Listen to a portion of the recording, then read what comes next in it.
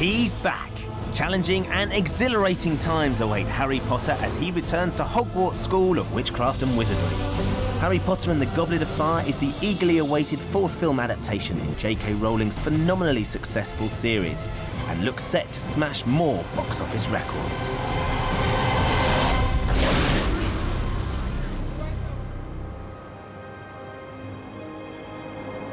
Now, the world behind the scenes of the Harry Potter movies has always been a really closely guarded secret. Until now, that is. For the first time ever, the film's producers have invited TV cameras into that world. But not any old cameras, just ours. Which means that we get to go behind the scenes to see stuff that no one in the world has seen before. Which, if you ask me, is pretty exciting.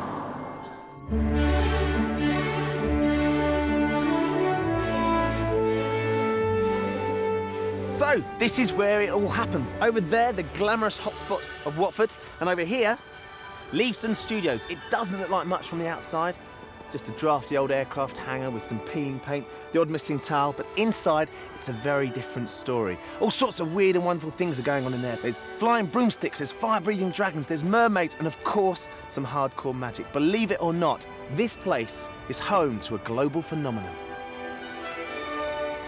We'll be taking a look behind the magic of some of the most breathtaking and heart-stopping scenes in movie history. Following Daniel Radcliffe's grueling training for the most incredible underwater sequence, meeting the design and visual effects teams who bring these mind-blowing ideas to life, and finding out what happens when Harry comes face to face with a vicious fire-breathing dragon. But first, I need to get inside. Amongst all this fantastic set is the portkey. It's an object that transports wizards from one place to another at a pre-arranged time. This is the very thing. Now, of course, I'm not a wizard, so you're just going to have to excuse a bit of good old-fashioned TV trickery. I can't believe that worked. We're actually here. I'm actually inside the office of esteemed Hogwarts headmaster, Albus Dumbledore. It is just awesome. Look at the paintings.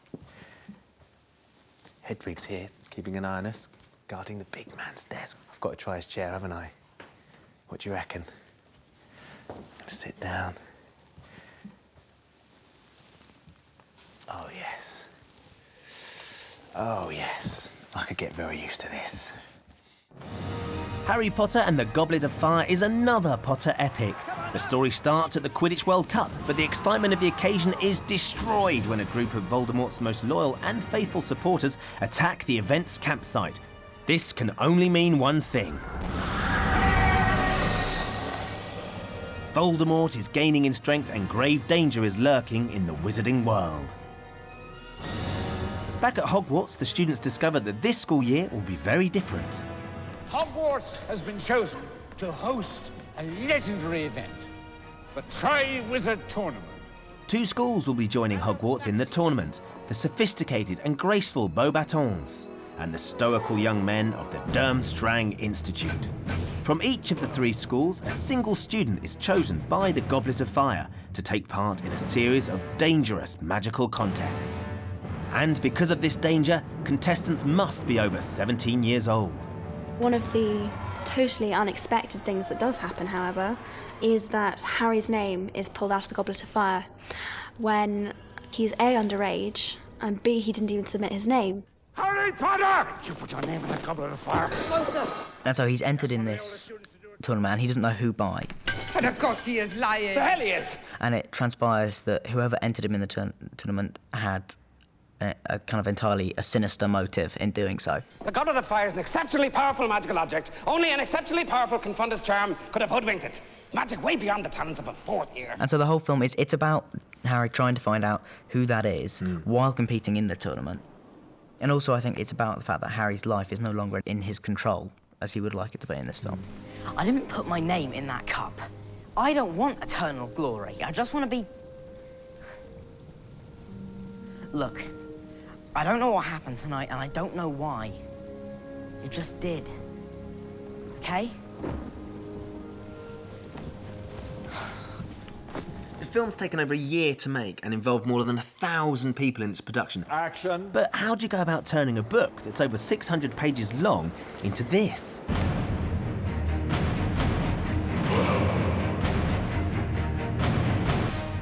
It is a challenge, absolutely. I mean, the books are not getting shorter. The fourth book is the longest book of all. The book is that thick. The book is nearly twice as long as any of the other books. What you have to be able to do is to see a way of compressing this huge book into the compass of a movie.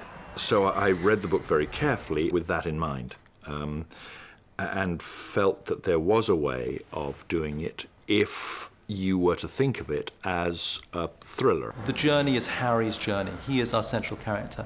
And what we have ultimately done is cast aside, or put aside for the moment, anything that doesn't relate to Harry and Harry's journey. That's not to say there aren't subplots and other things that come in, but at its heart, it is Harry's film. The films leave out a lot, they do. And there are all sorts of little touches and little conversations, and if you put them all in, it would be a 17-hour film. The approach that I take is to make a film that I will love, that as a fan of the books, that I will love. And I think everybody who works on the films shares that passion and feels that way. And if we collectively make a film that we love, then we're being responsible to the audience. Harry Potter and the Goblet of Fire sees a host of new characters, and for the first time in full human form, Harry's arch-enemy Voldemort. But there's another new enemy to battle in this film: hormones. Well, I suppose we're all sort of growing up now, and it's more of that, like, who you going to ask for this ball thing. Check it out, Daniel's on set. Harry Potter himself is actually here. This is the big scene. They're about to go for a take where Harry actually asks the child to the ball. Action! Harry meets this girl, Cho. Well, he kind of, I say meet, he stares vacantly at her and giggles like a moron. And, which I could do very well.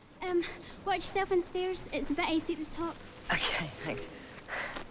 They're just getting beyond the stage where it's giggles, you know, where somebody's kissing someone, someone's holding a hand. There's most certainly still a lot of note passing and a lot of going on, and a lot of, you know, so-and-so's with so-and-so, you know, a lot of little dramas, little stories taking place on the set or behind the scenes, none of which I'm going to talk about now. But I think, truthfully, they're each entering a stage where they are aware of the opposite sex.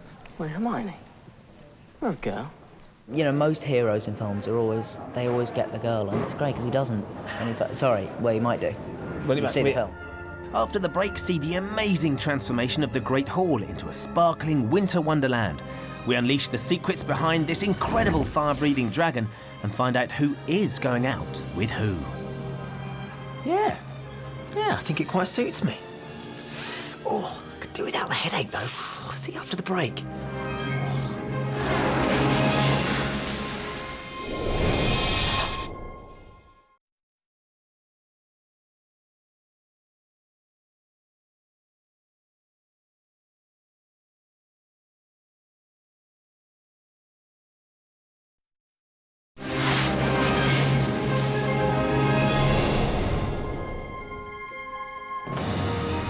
Hi, welcome back.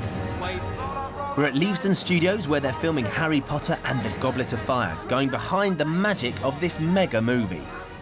In a moment, we'll see how they pulled off this amazing dragon chase. But first, I'm having a nose round Hogwarts.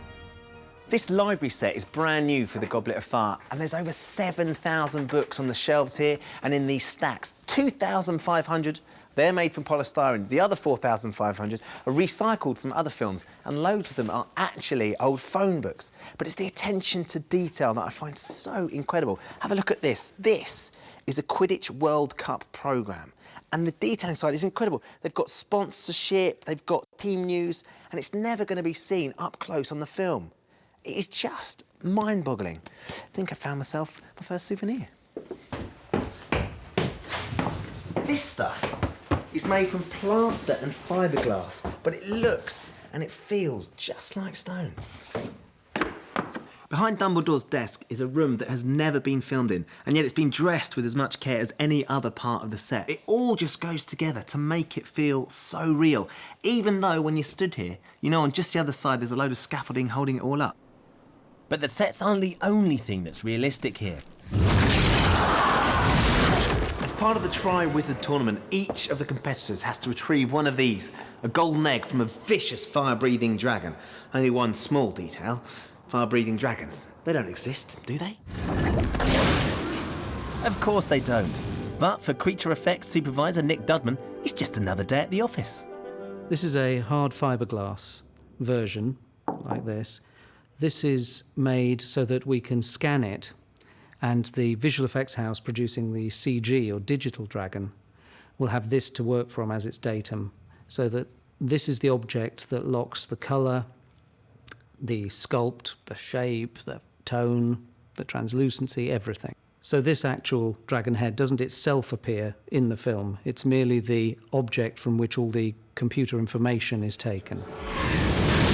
What I try to bring to it is the physics of actually how to make these things move. Because it's one thing when we get artwork, which is beautiful in its own right, but it's another thing to actually create the moving images that you ultimately see up on the screen.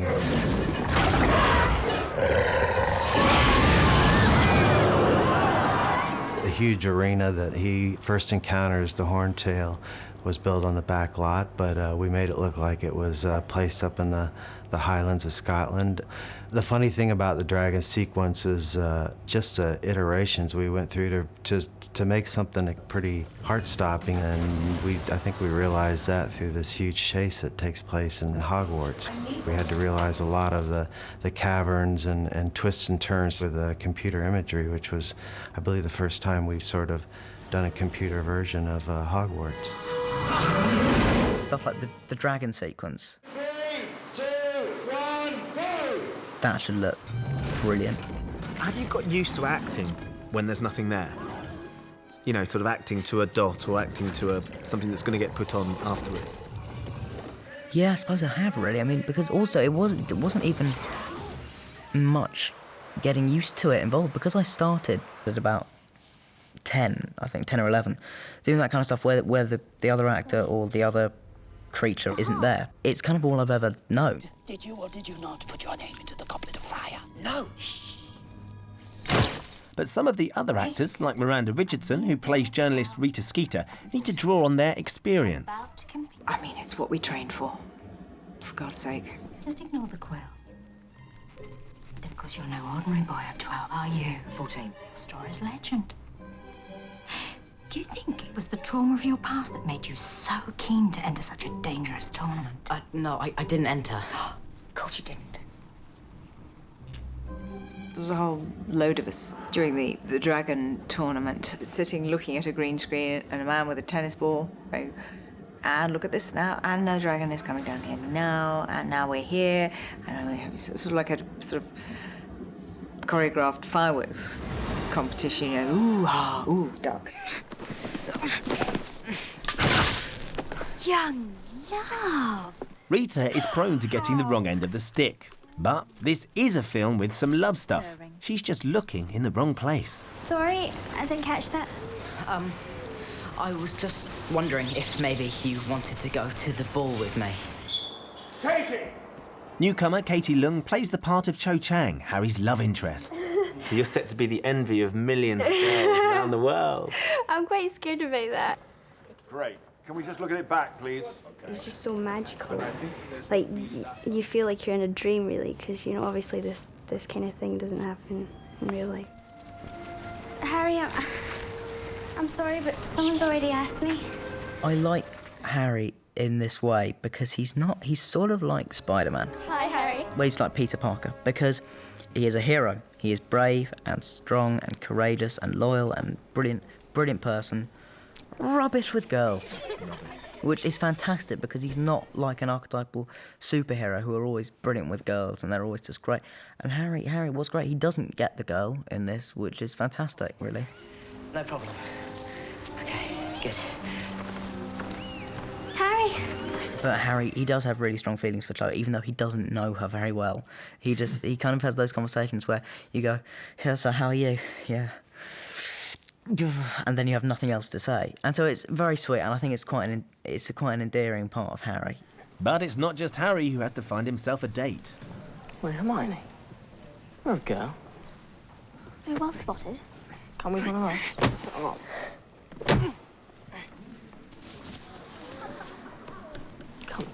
one thing for a bloke to show up alone. For a girl, it's just sad. I won't be going alone because, believe it or not, someone's asked me. And the reason for all this hormone-fueled activity is the Yule Ball. And I said yes. I would have to say my favourite scene would be the Yule Ball, which was just so much fun. The Yule Ball is first and foremost a dance. A dance which provided a minor challenge for designer Stuart Craig, who was required to transform the Great Hall into a winter wonderland. We have seen the Great Hall at Hogwarts so often now, and this had to be special. Lots of these things are driven just by practicalities, really. What can you physically do that would really open everybody's eyes? We found a fabric. I think that was the first thing. We found a fabric which is like lurex, a silver lurex, but was highly reflective, really, really mirror-like in its reflection. And so we decided that we would cover every inch of the Great Hall with this highly reflective silver fabric, which we did. And God knows how long it took them, but I walked in, it was just unbelievable. Unbelievable. Then, of course, it becomes a nightmare to light because you get reflections everywhere. But they must have spent weeks and weeks doing it. In fact, it took 90 people over 4 weeks to complete. Just really quite totally magical, you know? But it wasn't a magical evening for everyone. We always thought of the ball as the fourth task because the ball is where all of these emotional pigeons come home to roost. Harry and Ron, they've been desperate to find dates, and they've been so conscious of they've got to find dates and they've got to get the ball, they've got to have a great time. They get there and they kind of sit there going, oh, it's awful. And it is awful because they have a horrible time. And you watch them kind of groping about. Perhaps I should rephrase that. They don't know what to say, they don't know what to do. You watch them trying to discover just how to do very basic stuff. Harry's not with the person that he wanted to be. That Ron's like an idiot in his stupid, how's the band going, man, kind of outfit. Hermione has had rather more success. Her date for the evening is Durmstrang Triwizard champion, Victor Crumb. Hermione falls for Victor in a big way, doesn't she? I think it's his muscles particularly that she likes. Well, it's not just the muscles, really. I don't think she can quite believe that he's looking at her, so she just dismisses it. And then it suddenly starts to hit home that can't quite be coincidence that he's been looking at her for this long and so often. They hint each other during the film, and then later on we see them come together. And then Ron gets extremely jealous. Is that Hermione Granger with Victor Crumb? No. I just think, Ron, he was so sort of like cross and sort of jealous that he was miserable all the way through. Victor's gone to get drinks. Do you care to join us? No, we would not care to join you and Victor. Hermione gets very upset and they have a big argument. Because that's the thing, isn't it? Because as readers and as viewers, yes, we know that there's something that's unsaid between Ron and Hermione. And are they ever going to get it on? I hope so anyway. I think it's a very sweet relationship that they have. It's a real love-hate thing. And it's one of those things that girls realise after a couple of years that guys always tease the ones that they like. And I think maybe that will hit home with Hermione one day. What's with the flower? Hagrid, have you combed your hair? And Cupid is also firing an arrow in Hagrid's direction. He meets Madame Maxine, Olympe Maxine, who is also a half giant, is the same height as him. In fact, she's tall. He's 8'6". She's 10 feet in her high heels, which she wears, which is just brilliant.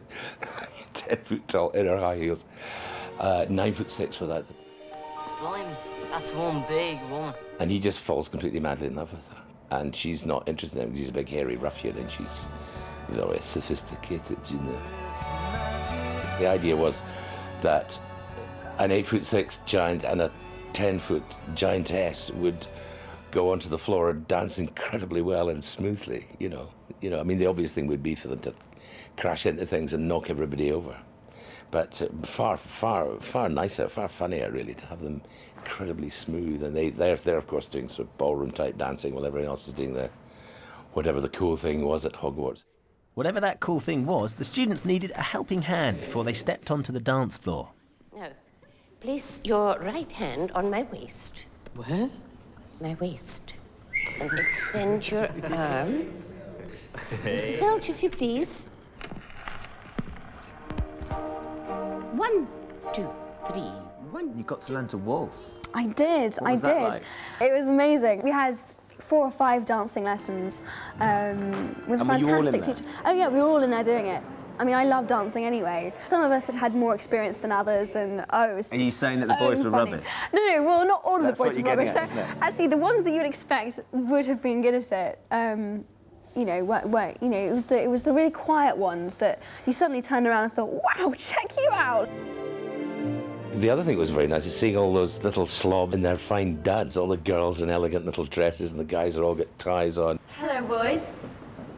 Don't you look dashing? It was kind of like a big occasion, just because they'd never been sort of dressed up like that. There's never been an occasion like that in any of the books, where they were actually socialising and having a ball, literally. While they're all at the ball, I might just sneak off on a secret mission. Now, the prop store here at the studios is the most alarmed building on site, but fortunately, I've managed to find the keys. So we can go and have a look.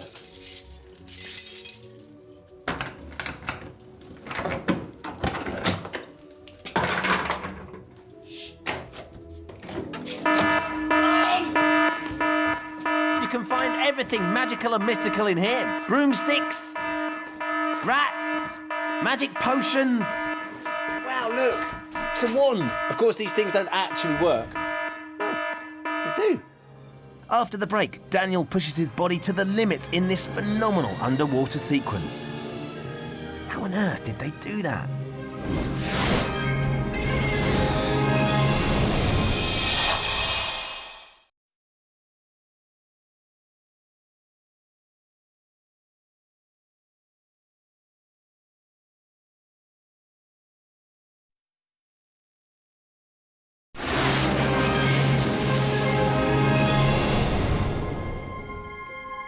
Welcome back. We are behind the magic of Harry Potter and the Goblet of Fire, and things have become decidedly damp. Having completed the first stage of the Tri-Wizard tournament, things really step up a gear as the competitors battle to win this. Ugh!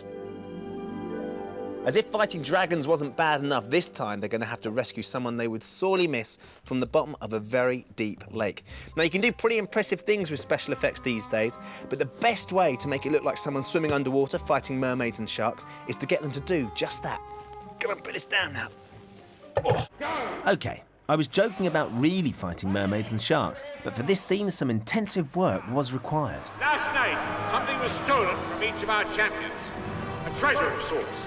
These 4 treasures, one for each champion, now lie on the bottom of the Black Lake. In order to win, each champion need only find their treasure and return to the surface. Simple enough. Put that in your mouth. Except for this, they will have but 1 hour to do so, and 1 hour only. After that, they'll be on their own. No magic will save them. You may begin at the sound of the cannon. Of all the things was, how are we going to do this? It's a huge undertaking because it's a scene that takes place entirely underwater. Doing it dry meant you had to hang Harry upside down so the hair would fall down, strap him in this terrible machine, and he had no flowing movement at all. But we didn't feel that was right because you didn't get this slowness of motion, of hair. This was the only way to go. Then we had to build a tank, not insubstantial tank. It's huge. In fact, it's the largest in Europe. Basically, it's 60 feet square, 20 feet deep.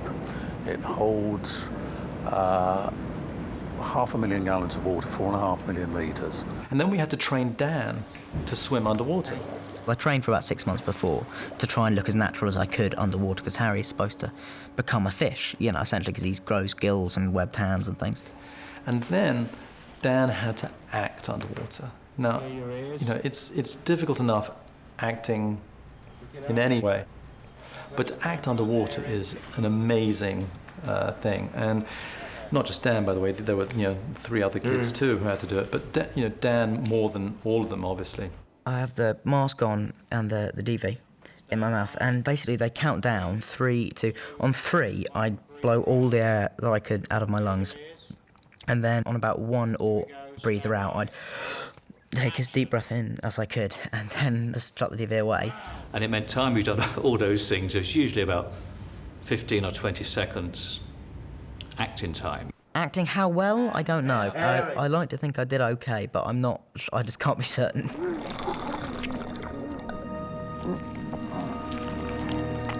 Either way, you know, to act badly underwater's hard, because you're underwater. I've seen some of it, Daniel. Have you? I can't tell you how impressed I was. Really? Yeah. Oh, fantastic. Thank you very much. I was really, really impressed.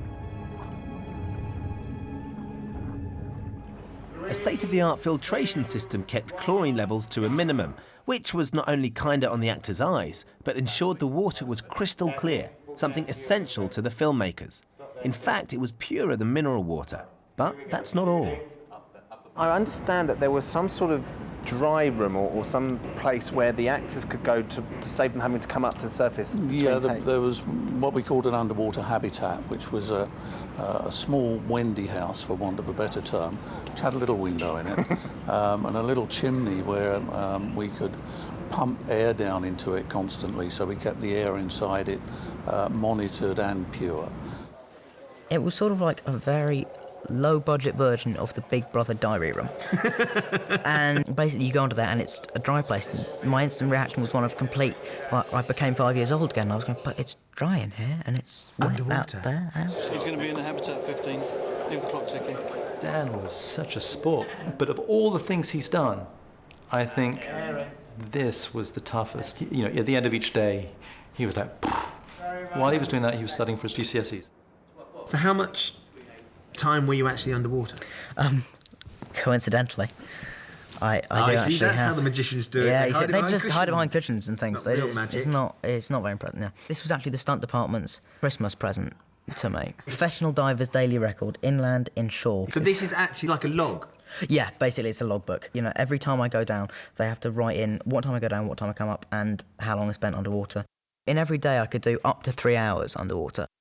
They counted up how long I actually spent underwater in total, and over the 3 weeks we were filming for, about that, 41 hours and 38 minutes underwater. 41 hours and 38 minutes in 3 weeks? Yeah, so very pleased with that. 2,483 minutes? Yes. That's awesome amount. I'm really proud. I'm very, very proud of that. But not everyone took to it like a fish to water. Stanislav Janevski, who plays Durmstrang champion Victor Krum, had to overcome his biggest fear. Well, I used to have fear from deep water. Anything that I couldn't get my feet on. I had to learn how to go down, all the way down, and take everything off and put it back on and do different stunts and spins and everything. So what was that like? Well, at the beginning, it was extremely, I don't know, I was sort of scared. I would imagine. You know when you're breathing that oxygen underwater, and when you breathe it too fast and too heavily, you sort of get lightheaded. Yeah, you get lightheaded when you come out. So I got that once, and I just couldn't clear my mask at the beginning. I would just stop, and then it refills. You know, used to get refilled with water, and then again and again. It was just difficult. But then once I trained in the shower, I said I must get used to water, you know, just... So you stood in the shower with it on your head? Yeah, I was training myself in the bath and everything. And then the next time I went in the tank, I just couldn't do it. And Robert Pattinson, who plays Cedric Diggory, one of the Hogwarts champions, found the experience somewhat disorientating. You can't see anything. All the divers who give you your breathing apparatus, they're all dressed in blue scuba suits, and so you're completely blinded by the chlorine, and so you're sort of floating around and doing your thing, and then someone says cut, and you get a thing shoved in your mouth from nowhere. I don't actually have to do any acting because I'm actually not asleep, but I'm not quite with it until I come back up to the top. So I just have to splutter around a bit and swim to the edge. But apart from that, I don't really have to do that much. In fact, the part of Hermione in this scene is largely played by a dummy. We have 4 principal characters who spend most of their time in the sequence completely anchored underwater, so you can't use real people. Therefore, you have to make dummies. We have Hermione and Gabrielle here, who are silicon dummies designed with chambers inside them, so we can send them up and bring them down with buoyancy chambers, just like a submarine does. And their movements are controlled by what we call aquatronics, where we're pumping water through air rams inside them, so that there's nothing electronic under the water at all. We also had to put gills on Harry and flippers on Harry, webbed hands. That took a lot of practice. Whenever you do a makeup that's on an actor, you're dealing with a huge number of problems already. The minute you go underwater with that, you're into quite a whole set of problems. Like, actor with webbed hands has to be able to hold a regulator in his mouth, you know, to put in his mouth between takes, and the hand mustn't interfere with the safety aspect of him being able to do that. Likewise, if he's got gills on, they mustn't get damaged if he has to put a mask on and off. Flippers, how do you get him to the pool, out of the pool, you know? Those things, they're all practical considerations. And then you have to persuade the actor to actually tolerate all of this. Dan, that was really good. Let's do exactly the same as that last one, but this time, do not say the line, just think it. In total, the team spent 6 weeks filming the underwater material, but that was only part of the story. It was still, you know, a lot of work ahead of us, because all we were doing in the tank was swimming these people around. Of course, there was no mermaids in there was no Grindylows. But once we'd shot all this stuff, it was a matter of taking all this footage that had been shot and reimagining all the camera movements that we did, but putting it in the context of being 500 feet underwater, this huge kelp bed that Harry has to swim through, and then the ruins where he has to rescue the different victims. Daniel was filmed sort of fighting nothing, largely, underwater. We then had to choreograph through all the shots, scores of Grindylows attacking him, wrapping their tentacles around him, try and make it look as though he was actually being pulled rather than he was just sort of feigning being pulled, and get some interaction on his skin and shadows and hair movement, and we even at one point just made his glasses wobble around so that it felt as though he was being attacked. And we had a huge number of creatures. I mean, even a few years ago, just creating one creature like this in a shot was hard work and was pushing the boundaries of what computers could do. And in some of these shots, we have hundreds of creatures, and to try and wrangle those in a scene and make them all work together to make the drama of the shot has been quite hard work, but we're very pleased with the results. Most of the shots we work on, he was shot in the blue screen tank, but there's a few shots where the performance was impossible for a human being to do, or sometimes where it was impossible to get the camera to do what the camera needed to do. And in those shots, we've created a computer-generated Daniel or computer-generated other characters to put into the shots. For example, I think this shot here. This shot here, where he leaps out of the water, this sequence here, obviously that's physically impossible, short of firing him out of a cannon.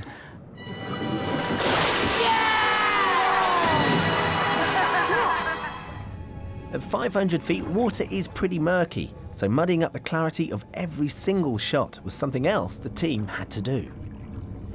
Making these sort of shots successful is all in the detail. It's getting the play of the light that you get, where it's not sort of a static light like it is above water. There's all the ripples and the caustics. There's the grunk floating around in the water. There's the diffusion of light as things get further away, everything gets foggier. We have to add all of this, and we even go to the trouble of adding the imperfections that you get with underwater cameras. Underwater cameras aren't as clear as above water cameras, so we've analysed, what happens with underwater cameras, and we add those to some of our images. But he's my friend too. Only one. It's been done before. I mean, in the sense that people have shot underwater, obviously, and they've even done blue screen. But I don't think to the extent that we did it on here. I mean, we've created this whole 8-minute sequence that there's not one shot in there that wasn't blue screen, and that we had to recreate the whole environment. Every shot in that sequence is realized through computer animation, both not just the underwater, in fact, but the above water too, where we created these elaborate Victorian dive stands from Stuart's designs, and we put them up in this loch in Scotland, and we never went up to Scotland once with the cast and crew for any of the footage that you see in the movies. Visual effects on this scene alone took a total of 18 months to complete. But before we pull the plug on it, Daniel has something up his sleeve for me. I think you should have a go. I think everyone will be very, very impressed. I think you'll be letting people down. I've spent my life letting people down. I'm not about to change the habit of a lifetime, Daniel. We'll leave Go on, have a go. No, we'll leave that just for the time being. I'll look into it. But Daniel wasn't taking no for an answer. He'd arranged for his friends on the stunt team to take me down into the actual tank where the scene was filmed. And they took me through some of the basic techniques that the cast had mastered. I was only in the water for half an hour, and not only were my eyes sore after that short time, but I was genuinely shattered. And I wasn't even acting in a movie. It was a fantastic experience, which gave me an insight into the awesome achievement of everyone involved. After the break, find out how an ordinary school day turned into superstardom for one lucky teenager, and Harry comes face to face with his evil enemy, Voldemort. See you then.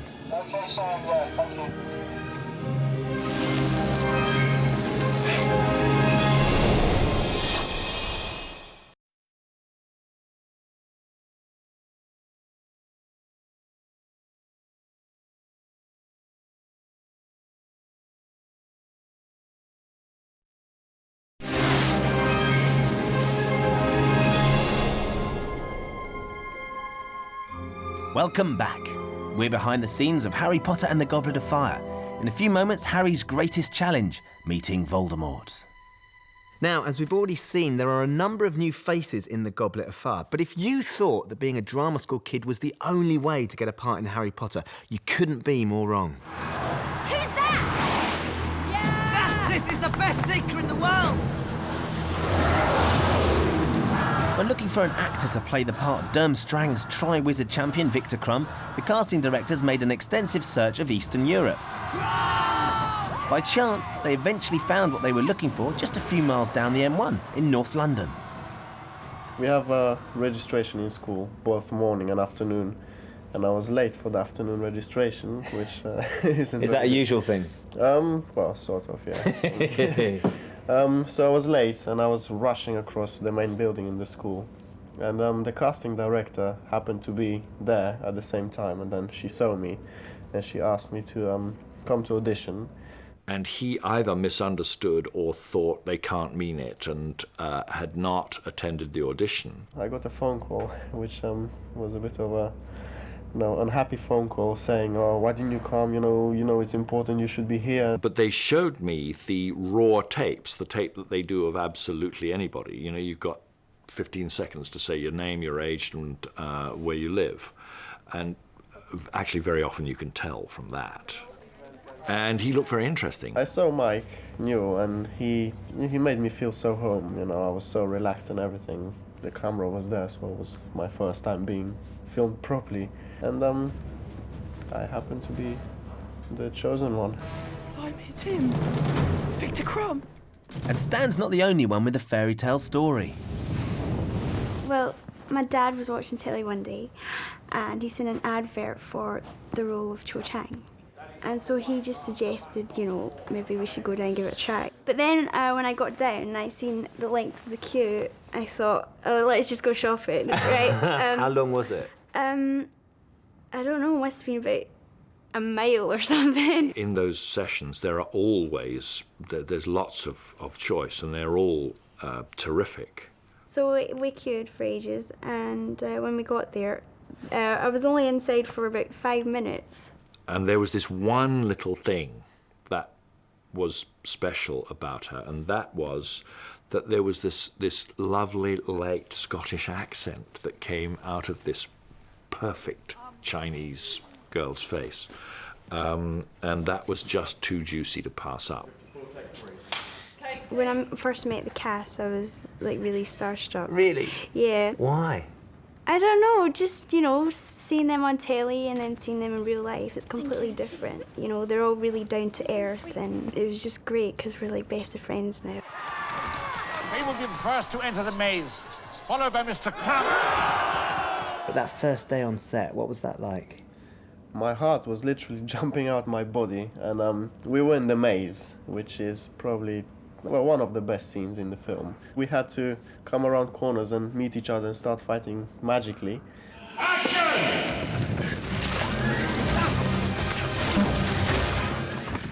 The maze is the final challenge in the Tri-Wizard tournament. In the maze, it's kind of, the enemy is yourself. That's the interpretation which has been had in the film. And the darkness and the competition, it drives all the competitors a bit insane. For Harry, the maze holds great danger as Voldemort's evil plan for him starts to come to fruition. Without the boy... No! The boy is everything! It cannot be done without him, and it will be done exactly as I said. I will not disappoint you, my lord.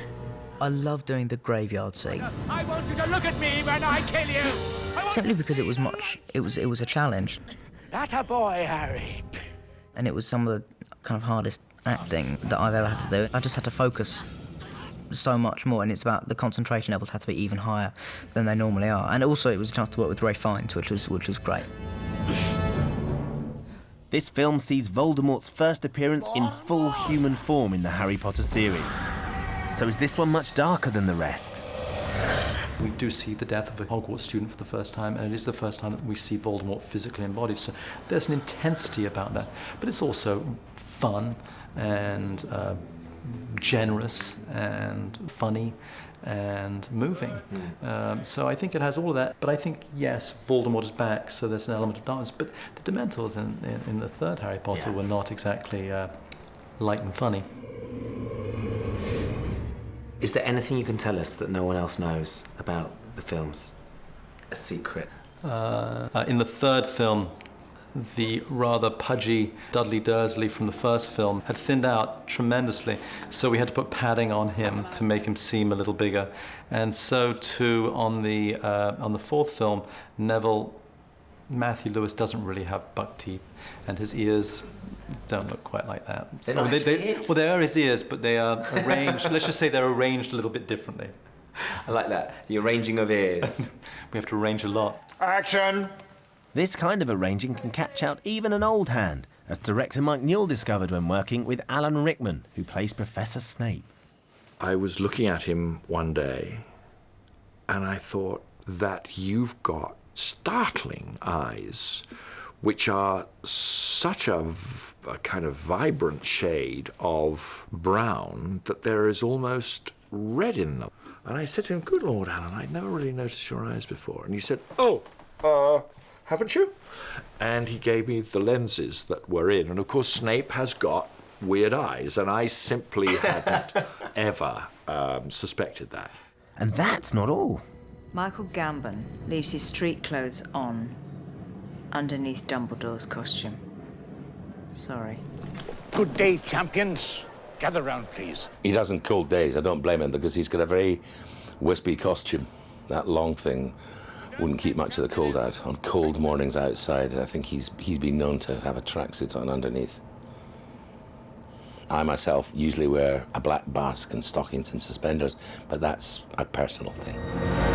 Come on, Ron! Your mother says breakfast's ready. Are you daunted by the fact that millions and millions of people around the world know who you are and watch the films and care so much about Ron and Harry? And yeah, I guess. A little bit, yeah. But I've never really sort of thought about it, to be honest. Don't dwell on it. No, Just get on with it. Yeah. When I'm not filming, I always go back to school. Actually, this is going to sound incredibly Hermione-like. I promise you, I'm not quite as boffy as she is, but I love school. I love school. I love being at school. I love being with my friends and playing sports and just everything that it has to offer. Is it hard for you to lead a normal life, or relatively normal life? Not really. There was only one occasion when I was in Disneyland once in Paris, and I had a snood on. You know a snood. It's a hood, but it covers all your face other than your eyes. And I still got recognised on a roller coaster going at 40 miles an hour. Or however fast roller coasters go, I don't know. But it was very fast. And these two people in the seat behind me managed to recognise me. And I don't know how. There is so much to say, so much to see, and we've very nearly come to an end, and they've nearly finished shooting as well. It really has been a genuine privilege to be here, and an amazing experience to meet the actors, to see the sets, to meet the animals.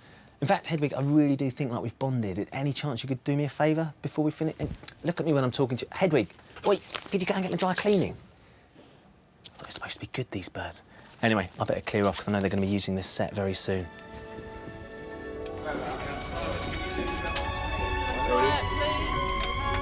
And action. OK, so 162 days, about 11 hours, 55 minutes, give or take 30, 35 seconds. They've been making this film, they've been shooting it. And this is the very, very last shot of the entire thing. So exciting.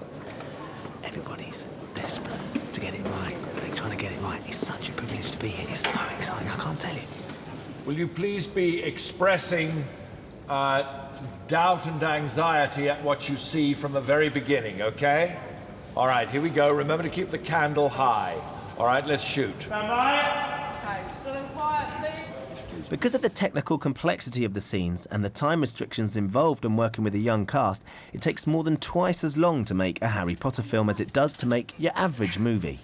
Hermione, when did you get here? Just now, you? Last night. It's the last shot of the last day. Yeah. How are you feeling? A combination of relief because, you know, it's and excitement that we're now moving forward to the post-production part of the film and seeing it all come together, which is really exciting. And obviously some sadness as everybody moves on. Fortunately, they're moving on for just a period of time because we'll be back for 5. But yeah, so it's, you know, at the end, it's sort of a threshold, the end of one moment and you're moving on to the next. Excellent. Well, I'll let you get back to doing your important producery things, which I know you all do. Thanks for inviting us down. We're really chuffed we could be here. Thanks for being here. Pleasure. Okay, take care. Harry! Are you all right? Hermione, bad dream. Cut. Thank you. Now, can we have quiet, please? So what we did was, we did 11 months, we did 1,900 setups, we did 1,200 slates, and we didn't kill one another. Not yet. And you're a lovely lot, and I will see you all again, and thank you very much indeed. God bless. Big kiss to you all.